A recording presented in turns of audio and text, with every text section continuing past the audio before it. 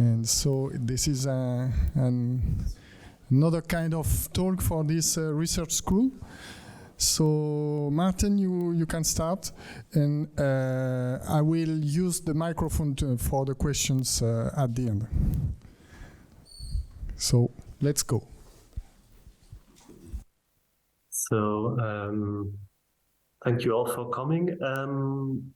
I had some feedback now, so I didn't completely understand how the introduction went. But so I'm Maarten Bullynck from the Département de Mathématiques et d'Histoire des Sciences of Paris 8.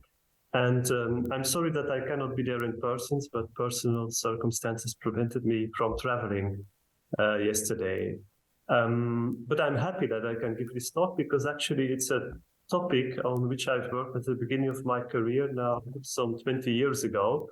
I've done lots of other stuff since then, but it's a topic that I've loved a lot at the time and from which I've learned a lot. So I was happy actually to come back to it 20 years after and rediscover things in it. And so I'm happy that I can share this talk with you.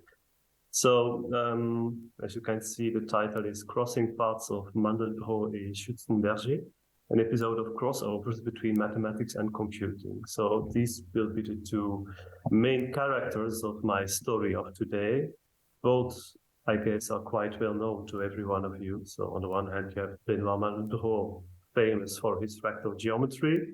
And on the other hand, you have Mandelbrot and Schützenberger, famous for his contributions to coding and automata theory.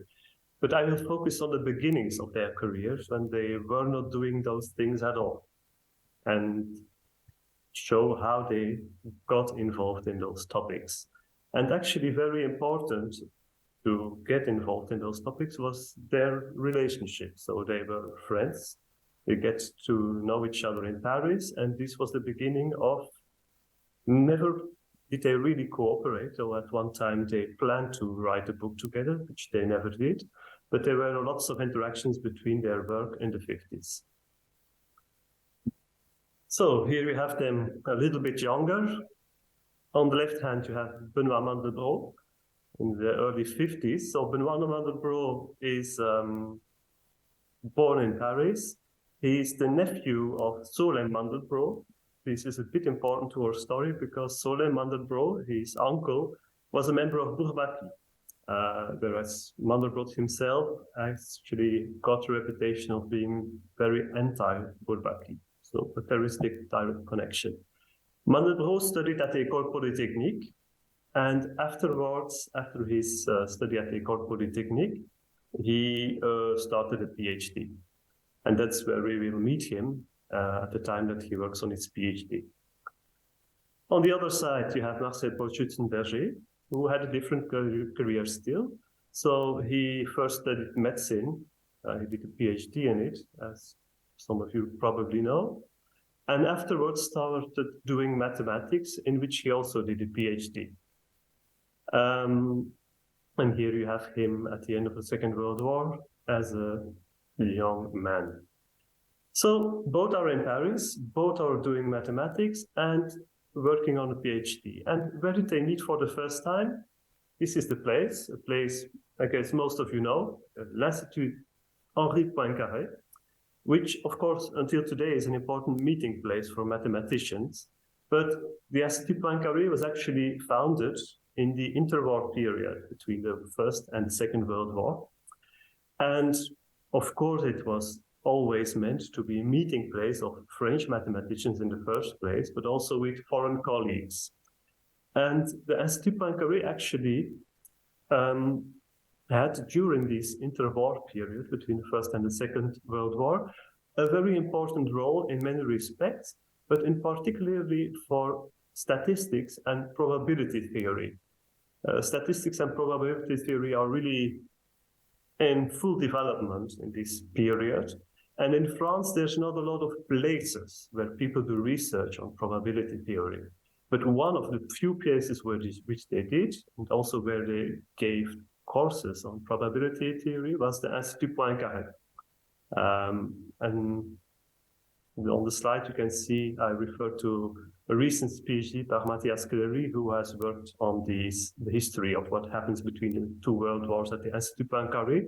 and its role in the dissemination of probability theory. So the main person actually who was behind it was Émile Borel, who started an institute for probability theory and a regular seminar at the Institut Poincaré. Maurice Fréchet, Georges Darmois are the people who went on with it after the Second World War. So this was a very important place for people who were interested in probability theory. So they met at the IHP, and also there were a lot of foreign people who were invited during the 30s mostly. So after the Second World War, it still plays this role as a meeting place for people interested in mathematics in general, but there is a niche, a special niche, also probability theory has a place at the IHP, which is important because if I tell you about what do you think about when I say mathematics in France after the Second World War, there is one name that pops up. It's Bourbaki.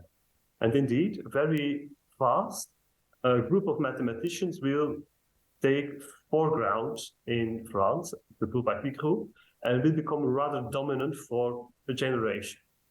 And as you may know, Bourbaki is not very fond of probability theory. There was no member who really worked on it. They did not devote a lot of attention to it. It was too close to applied mathematics and so on. So for the Bourbaki group, probability theory was at the fringes, at the periphery of mathematics altogether. So there was not a lot of places in France where there was research and a seriousness of doing something with probability theory. But the one place in the 50s where there was an interest and where there was research was the Institut Poincaré. And this is the place where Benoît Mandelbrot and Maarten Bullynck Schützenberger meet for the first time. According to Mandelbrot, this happened sometime during 1951 when he went to a seminar and Mandelbrot presented something in the seminar, or Schützenberger. They got to talk about it after the seminar, then they went for a drink, kept on talking, then they went for dinner, and it was 3 o'clock in the morning when they left.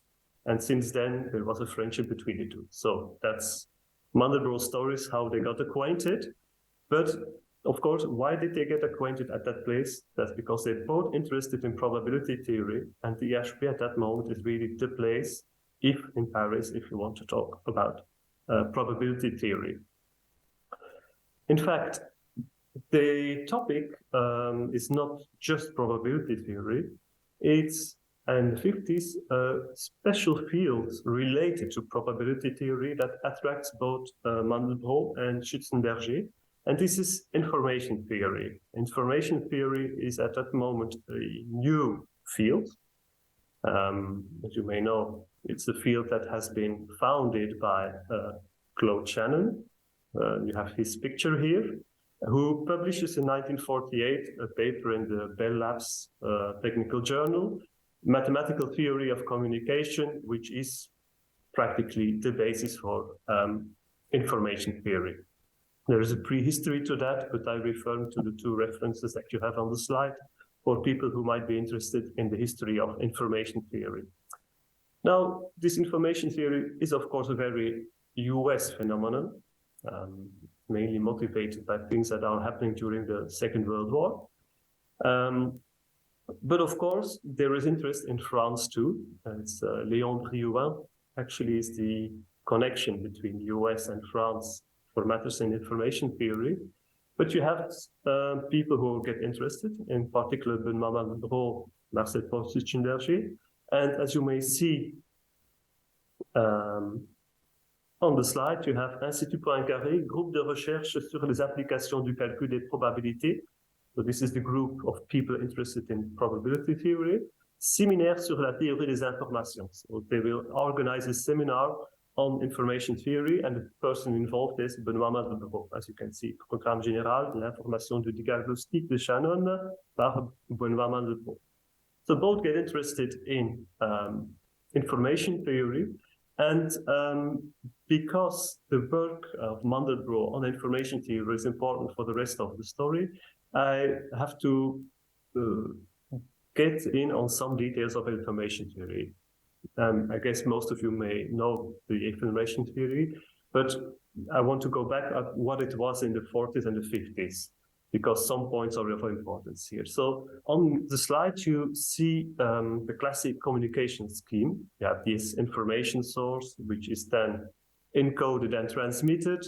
It is transmitted on a channel, noise is added to it, it is received and decoded and gets at its destination. So this is the very general scheme that you find in Shannon's paper. But importantly, Shannon has two different situations. He distinguishes between the situation where we have no noise, a noiseless channel, and the situation where we have a channel with noise. And then you have two different cases with different mathematical techniques that have to be used. But quite important, in Shannon's construction, he makes an idealization. He models the channel. And importantly, he assumes that the channel is always noiseless and that the noise source is actually something that is independent of the channel itself and is added. It is a simple addition of a noiseless channel plus the noise. Why does he do that? Because that actually makes the mathematical treatment more simple. So this is a simplification which helps to distinguish between the two cases. And this is one of the points that Mandelbrot will criticize. Second thing, in this information theory of Shannon, we have a source that emits messages. And of course, the source is seen as a stochastic process. So here you have a quote from the theory of communication. We may consider a discrete source to be represented by a stochastic process. Conversely, any stochastic process which produces a discrete sequence of symbols chosen from a finite set may be considered a discrete source. So you have this double analogy between, on the one hand, something that produces messages, a language, and will be modeled as a stochastic process, and vice versa. Every stochastic process can be used as a model for a language that issues messages.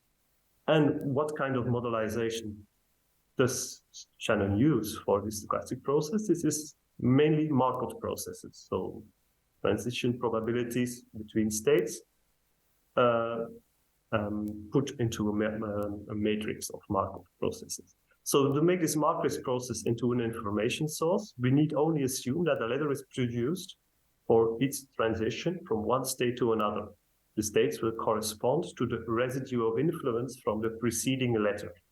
So this is the classic information theoretic model for language. Of course, this can be a language of telegraphy, of telephony, of whatever. But it can also be, of course, a natural language that is modeled like this.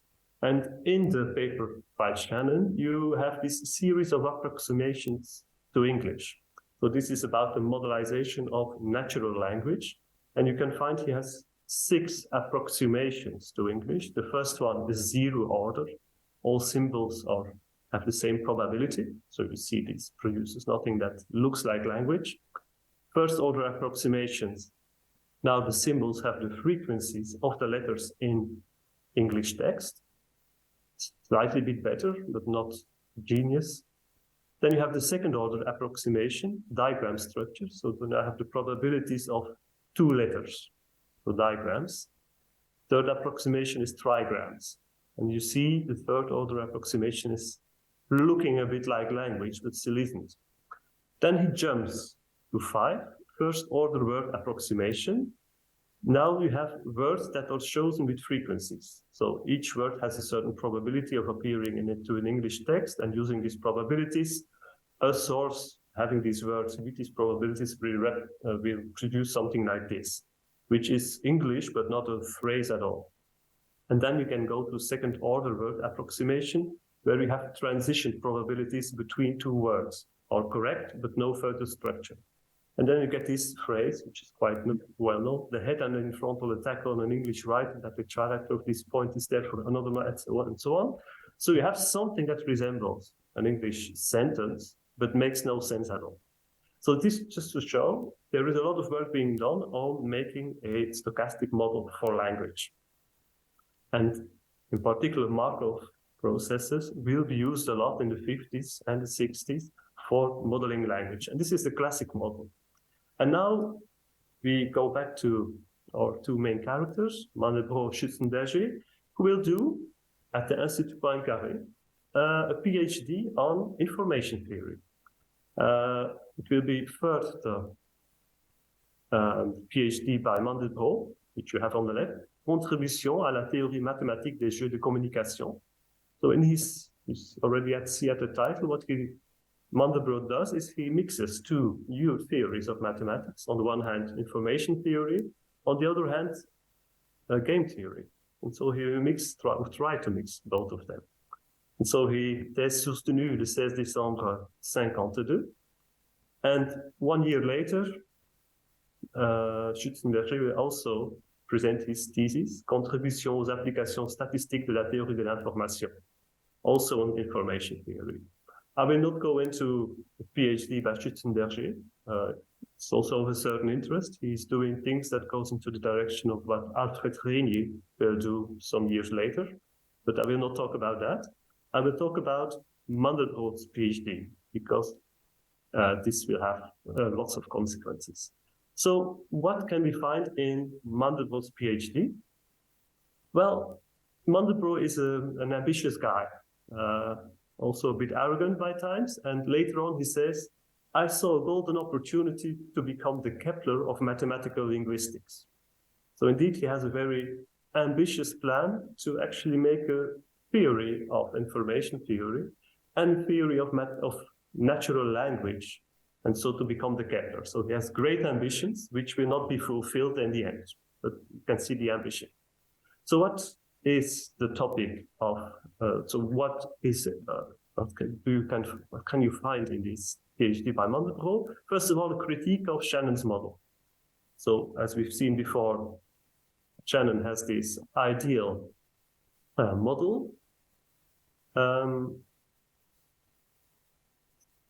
for the channel, and Mandelbrot says there exists no ideal channel without noise. Every channel always has noise. There is at least infinitesimal noise present, which of course changes the whole derivation that you have to do within this new Mandelbrotian information theory. Moreover, he will transform the communication scheme, which is a linear one, into a triangular relationship between the sender, the channel, and the receiver. So the sender sends the message to the channel, which brings it to the receiver, but he will also make a relationship between sender and receiver, because you can use a theory of games, notably cooperation between players in a game. And so sender and receiver can, in one of the game possibilities, cooperate against the channel, or against nature, as Mandelbrot calls it, because they cooperate to optimize using the channel for the transmission of messages. So you want to send a message from sender to receiver in such a way that you work against the channel to make the transmission optimal, so that you understand each other even if the channel is working against you. So this is one kind of game that you can play in Mandelbrot's transformation of the scheme. And within that game, he will develop a whole theory about natural languages. And in particular, for the source, Mandelbrot will propose not a source with independent frequencies or probabilities for the letters or for the words, not a Markovian process too, well, the variant of a Markovian process he will propose, using actually a result which is known as Zipf's law, which is a rank frequency distribution for modeling language. That's to say, some words are more frequent than others, and if you will rank them according to their frequencies, according to their probabilities, you get a certain logarithmic distribution of words. This is Zipf's law. And the idea is that words are actually le quanta naturel de l'information, so the natural elements of information. And based on that, he will develop also a coding theory using a space symbol. And this is a very important point. The idea that Mandelbrot has is that if you look at a text, it's not spoken language, it's written language. If you look at a text, you have words, but the words are actually separated by spaces. And the spaces, the probabilities of the appearance of the spaces is actually independent of the probabilities of the words, whereas the words depend on each other. There are transitional probabilities. It depends on what word precedes and what word follows the probability of the word that will appear.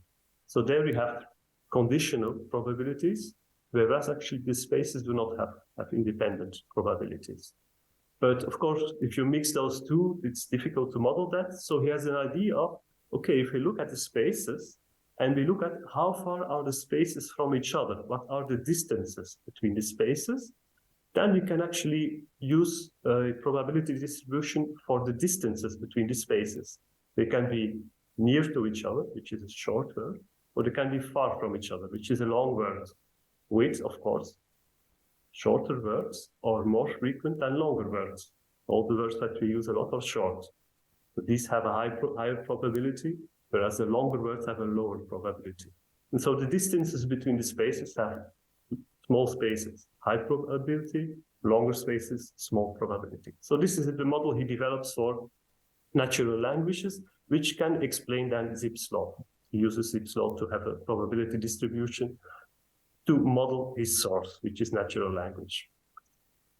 Connected to that, he will develop a theory of coding, and this is a paper that he will present in the US in 1955 on recurrent noise limiting coding.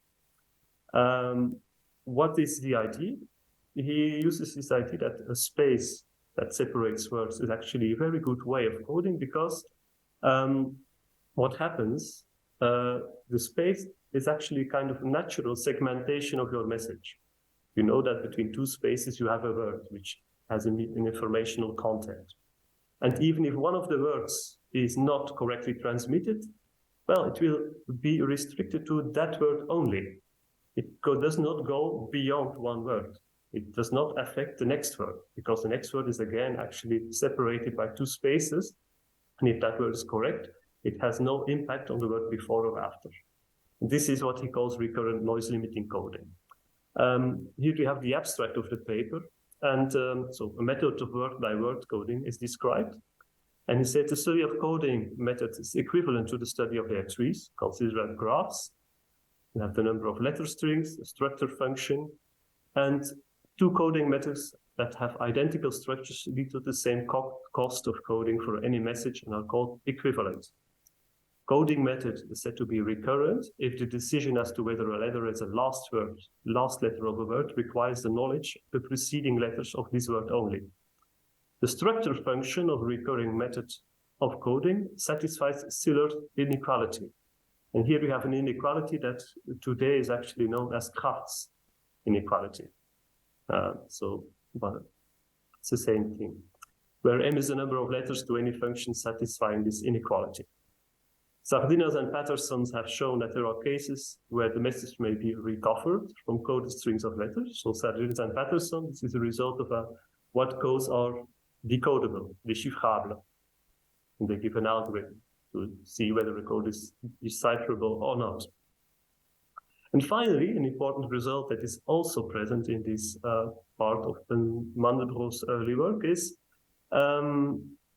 the structure functions of these coding methods must still satisfy Shiller's inequality, and they can always be replaced by an equivalent recurrent coding procedure. No advantage is to be gained from non-recurrent codes using the future. So this result is quite important. This means that your coding can be either non-recurrent, say neither on the past or the future. It can be recurrent on the past, or it can be recurrent on the future. And actually recurrent on the future is not important to look at because it can always be reduced to something that's recurrent on the past. This is one of the results. This is only valid actually for the finite case, but that's enough. And in this paper too, he explains his coding, this particular coding he has developed, which is if one chooses one element to play the role of space, and one defines the word as being all the sequences of initial elements between two space elements, the theory is based upon this generation of words. It's conceptually parallel to Shannon's theory, but is more useful for the description of the most important single class of statistical languages, the natural ones. Consider a discrete, finite, irreducible Markov chain. Instead of cutting it into stretches from the outside, let it cut itself by specializing one of the states to be spaces. This is what I explained earlier.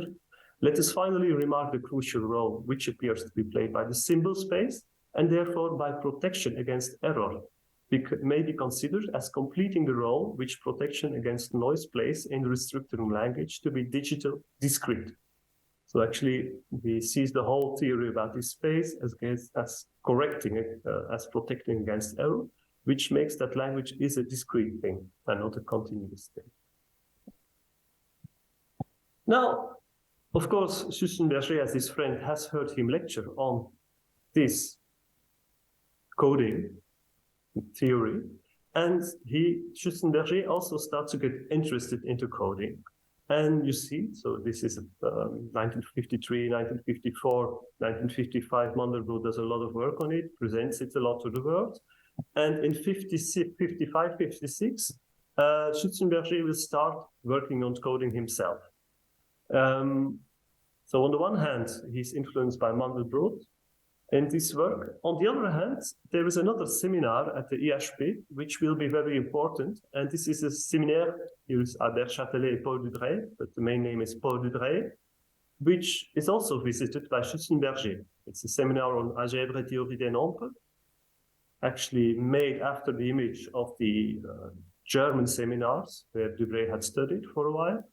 And this was also a regular seminar at the IHP that was visited by Schützenberger. And Dudray actually had a particular topic that he presented there, which was demi-group, semi-groups, which was a new thing. It was actually, semi-groups were first invented by Heinrich Brandt in the 30s in number theory, but Dudray made a more general theory out of it and presented that in the early 50s. And Schützenberger combines the two. He has these semi-groups, demi-group, which he learned in Séminaire Dudray. He has this idea of coding theory by Mandelbrot and sees, okay, I can put both together. And so in his first paper on it, Théorie du codage, you see that he thanks both of them. Dudray on the one hand, Mandelbrot on the other hand. And you see in 56, he will lecture and publish his first things on coding theory. His first talk is in Février 56 in the Séminaire Dudray. It's called Une théorie algébrique du codage. Then 1 month later, 16th of March 56, he will do a lecture at a seminar also at the IHP, Séminaire du calcul des probabilités, théorie du codage et des événements récurrents. Same topic with different twist to it. And finally, at the end of 56, he will present his theory at the MIT. He is invited to the Massachusetts Institute of Technology. There is a big IRE symposium on information theory, and there he presents on the application of semi-groups to some problems in coding. But then it gets to the US. So this is 1 year, 56, where he really works on it and presents it in the different venues where he comes. What can you find in it? I will not go into detail that much, but of course, the first thing that he will do is link the semi-groups to coding. So you have here L et A étant respectivement les demi-groupes libres engendrés par L0 et A0. Une application C de L0 sur une partie P0 de A sera un code si et seulement si l'extension de C à L détermine un isomorphisme de L sur les sous-demi-groupes P de A engendrés par les suites de lettres constituant P0. La définition précédente fait apparaître la théorie du codage comme une application de la théorie des demi-groupes. That is, of course, the main message. This definition makes the theory of coding an application of semi-group theory. And then he also defines syntactic equivalence, which he will use later. But let's go on. So he does 2 presentations of the theory at the IHP in Paris. He gets invited to the MIT and presents his paper there. Again, on the application of semi-groups, he gives a thank you in the beginning. It is proper at this place to acknowledge the contributions of 3 authors who influenced deeply the building of the theory. Sardinus and Patterson, who discussed first the logical basis, the general coding process. Benoît Mandelbrot, who recognized and studied extensively the role of word units in communication theory and related the problem to failed recurrent events. Finally, Paul Dubreuil and his school, whose pioneering work on discrete semi-groups has provided many basic concepts and arguments, as it will be seen below. And in this paper, he distinguishes between three families of codes. First, we have the uniform codes, where all words are coded with the same length. This is typically code Voodoo, for instance. It's typically a code like that, or ASCII is also a code like that. Then you have the codes which he calls unitary. These are codes in which no word is a left divisor of another word. Actually, the unitary codes are a renaming of what Mandelbrot was calling recurrent codes, or what is today called instantaneous or prefix-free codes. So these are all the same things. Why does he call them unitary? Because code unitaire, because actually it uses unitary semi-groups. So the word unitary comes from Dubreuil. And he takes the vocabulary from Dubreuil and transposes it now to coding theory. And finally, we have the natural codes with a special letter at the end of the word. So these natural codes, of course, are the things that Mandelbrot had developed. And Schützenberger also refers quite explicitly to the fact that Mandelbrot has shown that unitary code is, at least asymptotically, as good from the point of view of economy of length as any other one. This is the result that I referred to earlier. This is an important result. Why? Because this allows to, okay, we can only focus on unitary codes because they're at least as good as any other code.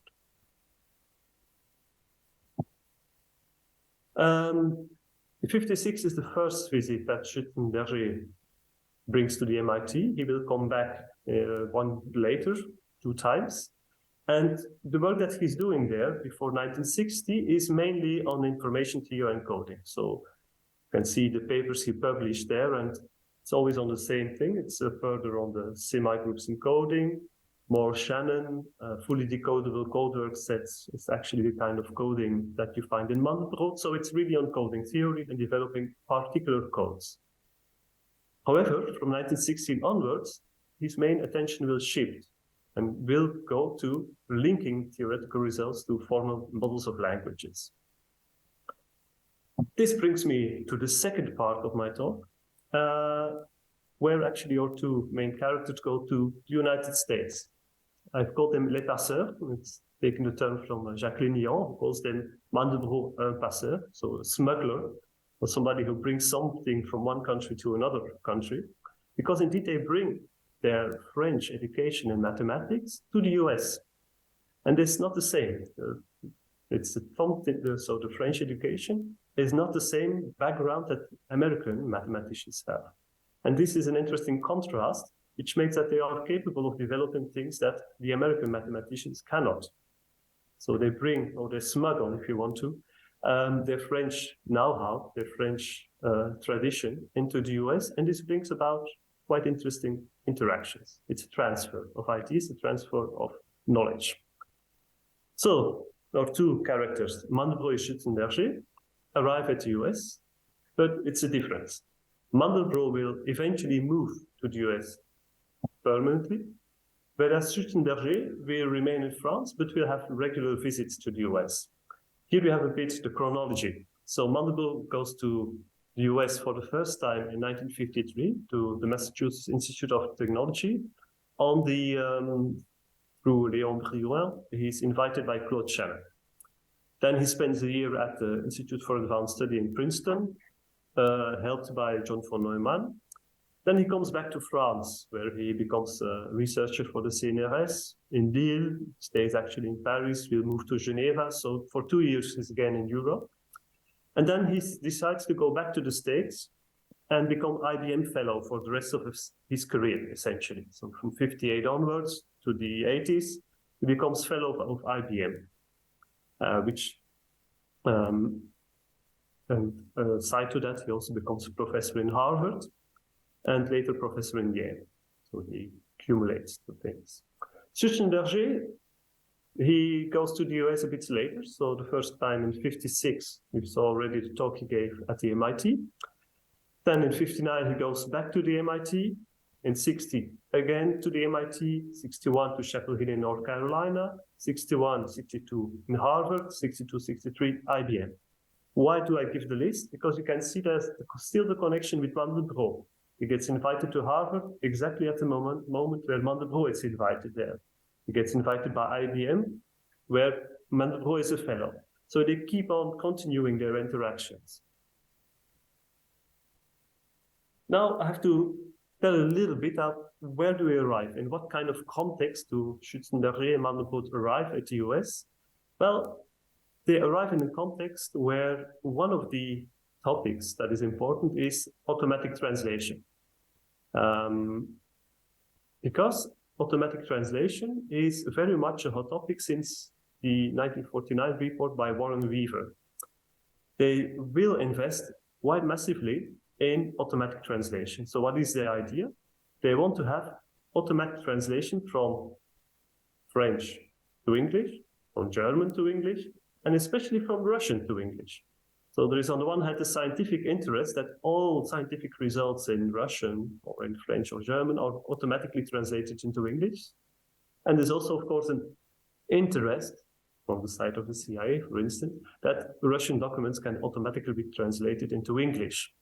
And thanks to digital computers, this seems now possible. And there's actually two different approaches to this idea of automatic translation. On the one hand, probabilistic ones that come from information theory. You know, of course, Warren Weaver wrote on information theory together with Shannon.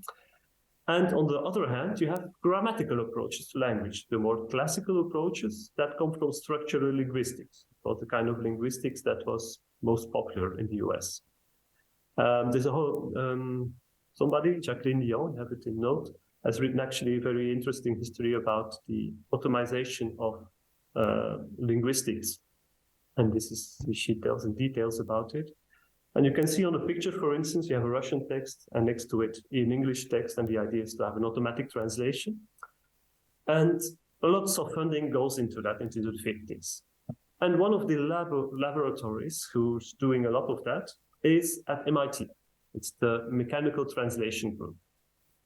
And here I have quotes from their QPR. It's the quarterly progress report. So every 3 months they have a progress report where you see that they work on mechanical translation. So at first, you see what do they do? The structure of language can be considered as a deviation from randomness. Our most recent report consists of comparing a sample of language with certain features of a simple statistical model of language in such a way that the constraints of grammar and syntax show up as deviations from randomness. So the idea is really to have a probabilistic model of language, Markovian model, and grammar will follow automatically from it. That was what they hoped to have.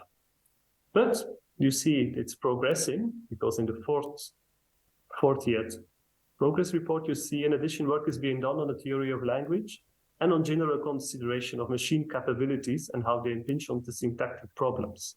Because indeed in 56, that's the last quote, somebody arrives, a person you might very well know, Noam Chomsky, arrives in the group. His job is also to help to develop computer programs to do mechanical or automatical translation. But he's looking at the probabilistic models, and in the 41st progress report, he writes, "It may be, in fact, that every natural language can be regarded as a finite state language." So finite state language is generated essentially by a Markovian process. It's the same thing, but looked at from a different angle. However, when we actually attempt to construct grammars of the specified kinds for natural languages, we find that this description as a finite state, though perhaps possible, is so complex that it's practically useless. Investigating the situation more closely, we find that some of the complexity is due to the presence of a large but finite number of conditions on utterances, for instance, parallelism.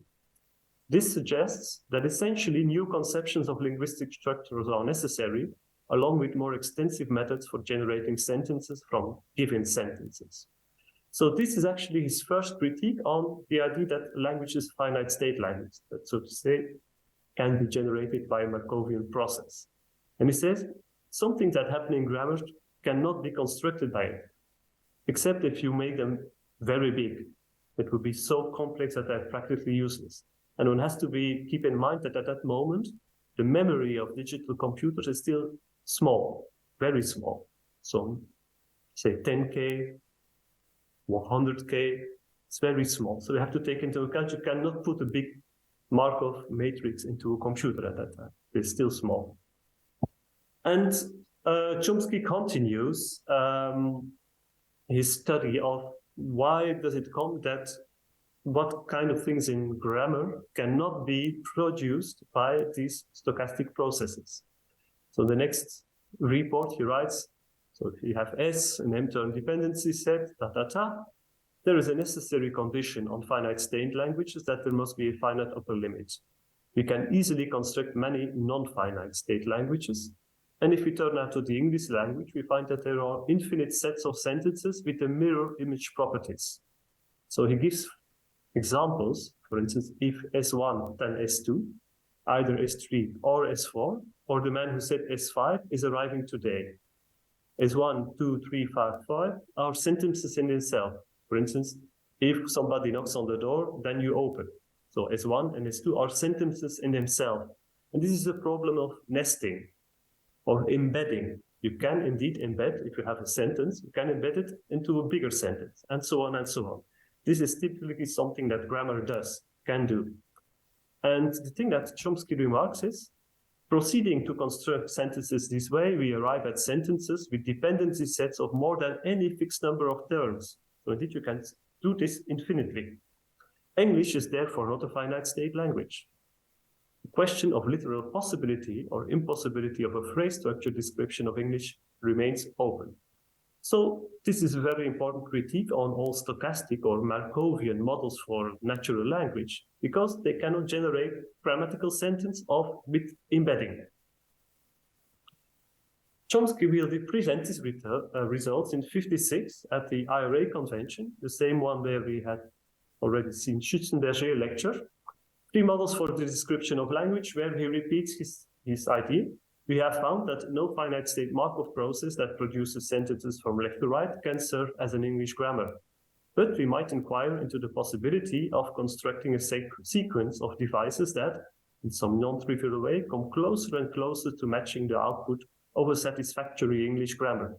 There is no significant correlation between the order of approximation and grammaticalness.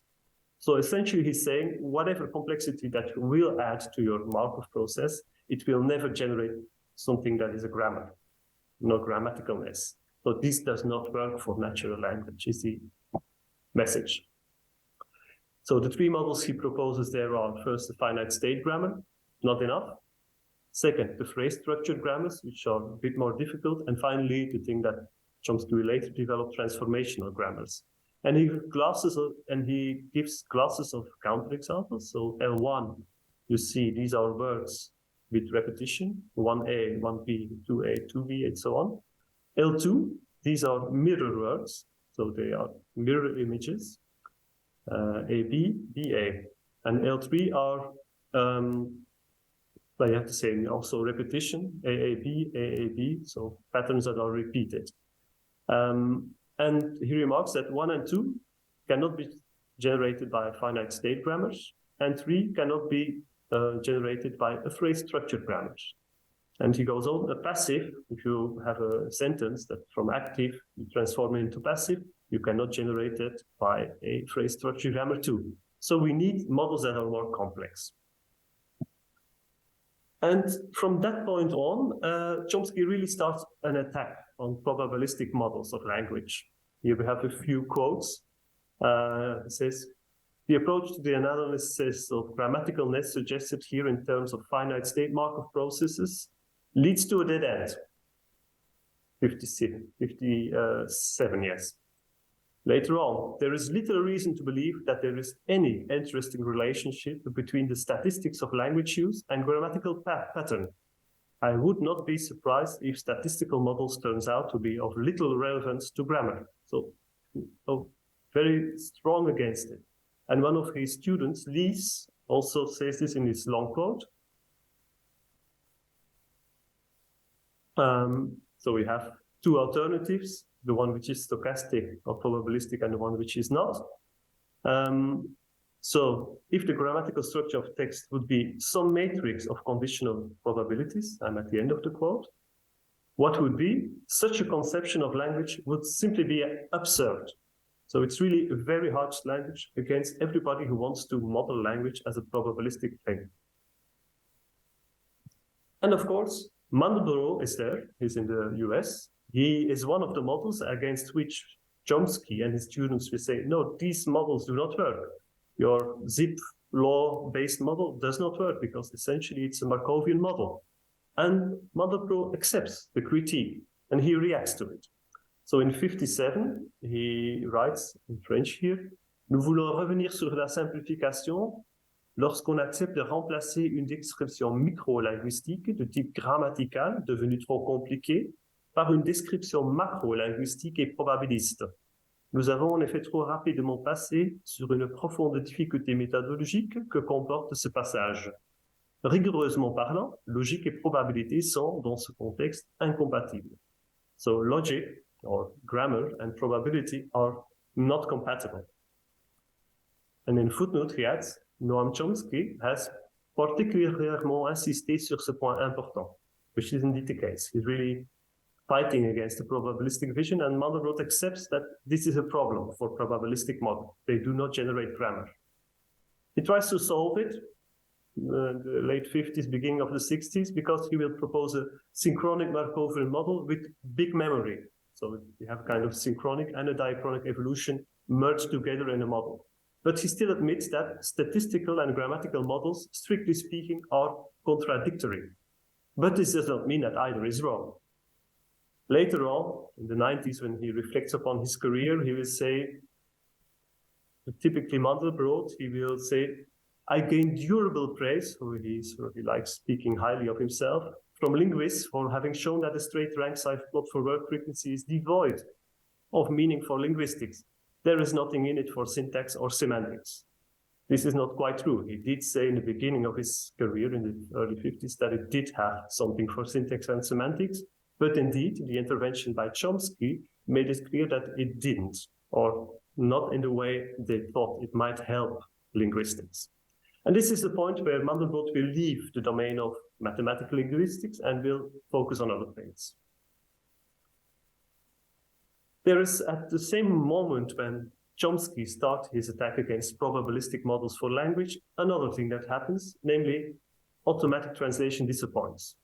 There is a famous report by Bar Hillel from 60 and a report, the Alpac report from 1964, that are very negative about what has been achieved in automatic translation. Again, you can find more on that history in the books by Jacqueline Lyon. And as a result, what happens? Well, funding disappears from automatic translation projects, though documentation projects keep getting funded. So that document everything that's, for instance, published in a certain field. Second, probabilistic models fall out of favor for language until the late 70s, when you have bigger memories and hidden Markov models. And finally, Chomsky and his followers start to dominate linguistics for 2 generations. Now we get the interaction between Chomsky and Schützenberger. So Chomsky has won the battle about modeling language. It's a formal, algebraic way that is a better way. And Schützenberger, of course, has his arsenal of mathematical techniques, the semi-groups, the syntactic equivalence that very well match with things that Chomsky will develop. And here you have their publications from 59 until 63, some 10 publications by Schützenberger in 3 years only, some 10 publications by Chomsky, also on 3 years, that actually are interconnected. And they develop what is nowadays known as the Chomsky hierarchies in these papers that connect and rely to each other. And of course, it ends, if you want, in their joint paper, the algebraic theory of context-free languages, which is considered the foundational paper that defines the Chomsky hierarchy. So I see not too much time is left, so I will go a little bit quicker. One of the big problems in their, so you have 2 quotes here, one by Schützenberger, who says, all the remarks here are results of the collaboration of a period of many years. And Chomsky says the same things. The results are the product of work done jointly by avec Schützenberger. So they really work together, and one of the important things that they have to solve is the problem of push-down storage, which is actually a model with a bit of memory in stack, which has a stack structure actually. Why does push-down storage become important in these early 60s? Because actually it has been used a lot for the formal description of syntax of programming language. Programming languages are something new. So this is the end of the 50s, beginning of the 60s, you get the development of the first programming languages, and you get an interest, can we define syntactically programming languages and therefore automatically translate them into machine instructions. And this leads to the invention of push-down storage registers by Newell, Shaw, and Simon, when they developed their list processing programming language, IPL. It's a bit of a precursor to Lisp, which is better known, I guess. And you have also Algol, which is also a very important programming language developed mainly in Europe, but that uses Emil Post's production systems to define syntax. So, and then you have a result by Rice and Ginsburg to say, oh, Algol syntax is actually equivalent to what Chomsky had developed before, namely context-free grammars. And so many of the results that Schützenberger and Chomsky will work out is exactly what classes of context-free grammars correspond to what classes of push-down storage automata. So there's a lot of work being done on that. And the big contribution that Schützenberger brings to this American discourse is, of course, his mathematical apparatus. Here we have a quote from a paper from '64. He says, it's the special merit of the structures discovered by Kleene and those of Chomsky that, having been found at so many crossroads, that they are the object of so many theorems. If the most serious authors only see the utensil virtues of finite automata and of cell memories, I must remind you that their definition as we know it could be the same one as for finite monoids and free groups. Like all applications of mathematics, the theory being considered has tasks which may be regrouped as follows: to orient research by classifying the problems, by extracting the proper concepts, and by unifying the arguments, to put to use the essential results accumulated by the relevant branches of mathematics, and to allow the latter to profit from a restated problematics and from intuition born of experience and a thorough study of special cases it requires. And this is indeed the thing that Schützenberger adds to this American discourse, his French tools, semi-groups. He really is capable of bringing in some very abstract results that actually explain lots of results that other authors had already obtained for special cases. So it's a level of generalization that he manages to bring in because of his French education in mathematics. So this is really what he adds to this whole theory, which as a result becomes much more unified.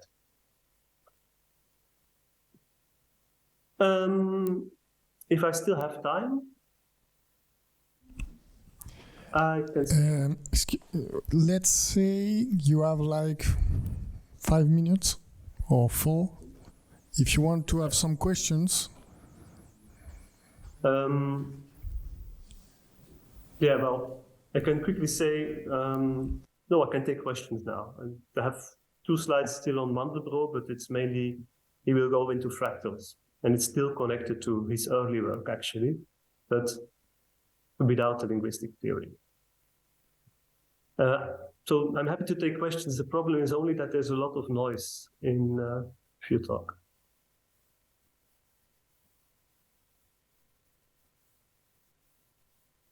Okay, so thank you. I missed it.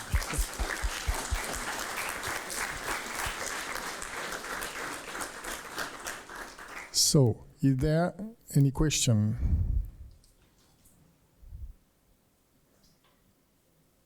You should raise your hand so that I can bring the mic. Yeah.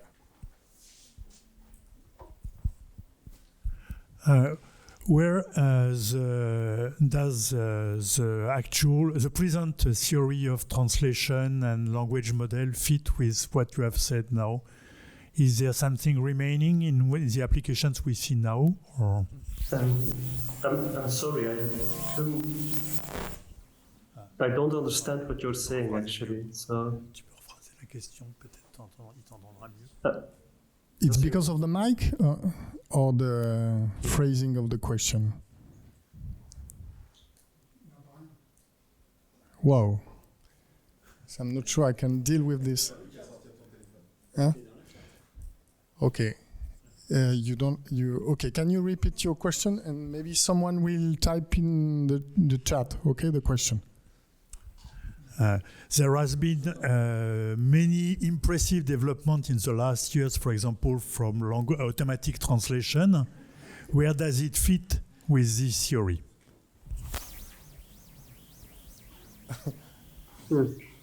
Sorry, désolé, j'ai pas vraiment compris. Ici et là un mot, mais... En français, les développements récents en traduction automatique, comment bon. Ok, it doesn't work.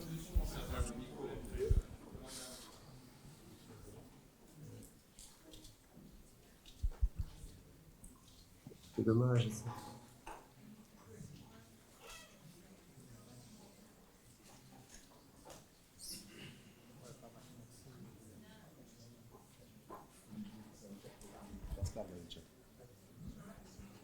It's typed in the chat. If you can check the question in the chat.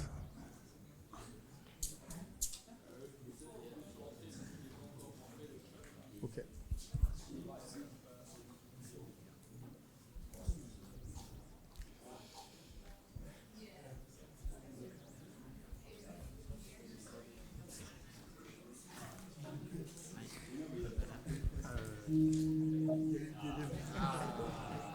Il y a eu des développements récents en traduction automatique ces dernières années.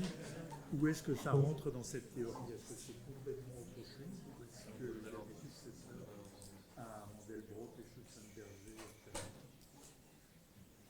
Schützenberger? Dans ces théories de linguistique, c'est ça, bien. Et traduction Oui. automatique. En traduction automatique.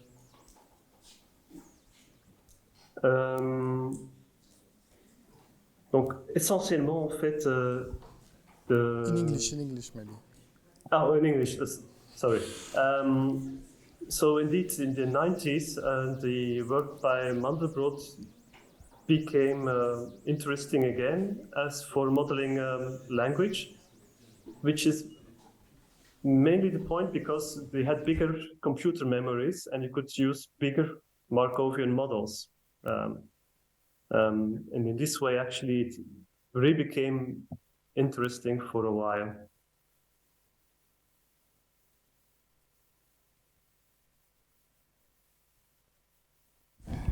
Any other question? Maybe a last one, since we have the phone call going on. We can manage it. Okay, so maybe I'll ask the last one. Chomsky is still alive.